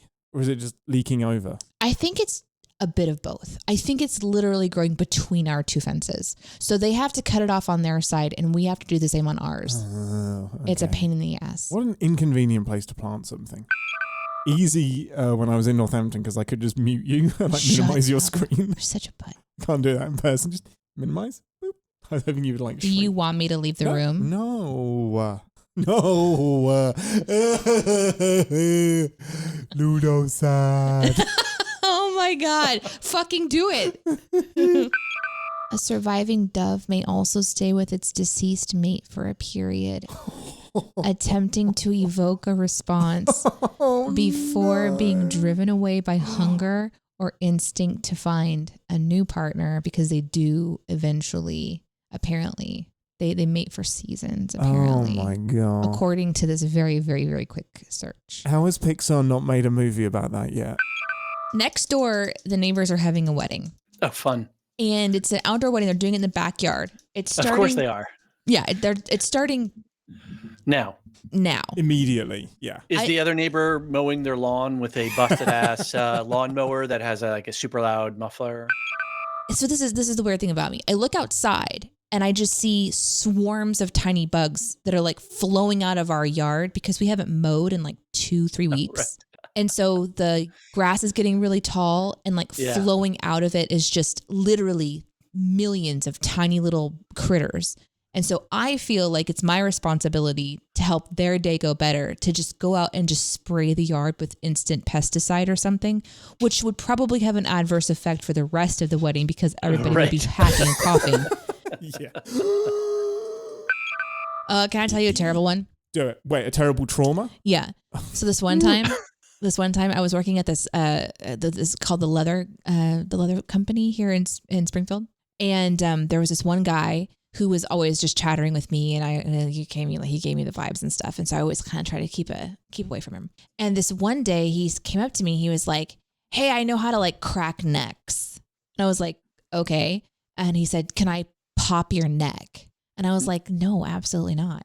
I turn around and the next thing I know, he lifts me in the air. He puts his arms underneath my like armpits, lifts me in the air, grabs my neck and just yanks it to the side and pops my neck. Wow. Gosh dang it. That is, you should sue that man. There are times when I like there's the little thought bubble goes in my head and I see a reality that's like possible. And then I have to like decide not to physically assault somebody. Yeah, right. Like, what will happen after this? Like, what is the goal next? We still have a very active Discord happening. I just want to shout out to the Daily Games channel. I am now addicted to that channel. Yeah, it's a good one. Every day we have several people that play 3 games. I'm literally trying to find new games to add to that channel because I'm having a great time. But I start my day with a little bit of Sudoku. Fuck a Sudoku. Little bit of It's a stupid game. A little bit of code names daily, which I'm terrible at. And also, what's the other one we play? Wordle. So those are the ones, and you can kind of see people's stats as they play It's along. like a little pocket version of living in the pandemic. I was getting all of like the pandemic flashbacks. Also, question came in, which I answered, I think, on Discord a while back, but it might have been a DM. Our old Captain's Pod shows are always going to be on the CSPN channel, which is where we used to do our show. So if you ever want to go back and see old live shows, those are still available at the CinemaSins Podcast Network YouTube channel. And that's where you can find those. So I just had a genius idea, Deneé. Why don't we Taylor Swift this and re-record every single episode? Not because... Oh my God. Are you crazy? Oh my God. Welcome to 10 Forward, the part of the show where we grab something from the replicator. No, it's not. What is it in TOS? I always do this wrong. What is it? Is it the matter synthesizer? Oh, I think I wrote it down. What is it called? Oh, damn it, Deneé. Also, you could Google it. No, Why is it Google always my fault? I don't want to Google it. I don't want to do that. I rebuke you. I rebuke you. That's a reference that won't make sense. Are you still recording? Yeah, why? Great. Should I not be? No, I just looked up the enemy within. Is that a pupper? That's my one regret is that this is the puppy with the unicorn on its head. Yes, exactly. It's a dog? Yeah. I'm not going to see the Does it die? No, it doesn't die. Oh, okay. Does it have a terrible life? I would assume so because it's stuck with a unicorn attached to its head. Okay, here's how you improve the challenge. All you have to do is call it challenged. Just change the name. Because it's not about the challenge. It's not about the challenges, or else they would put people who are actually athletic into the game, and only some of them are. Are you talking to me? Yes, I am. Oh. Well, actually, no, because I don't need your input. That's what I was thinking. I was just thinking you kind of just wanted to talk about your own opinions. No. I would love to hear what you think about that. About what? I wasn't listening.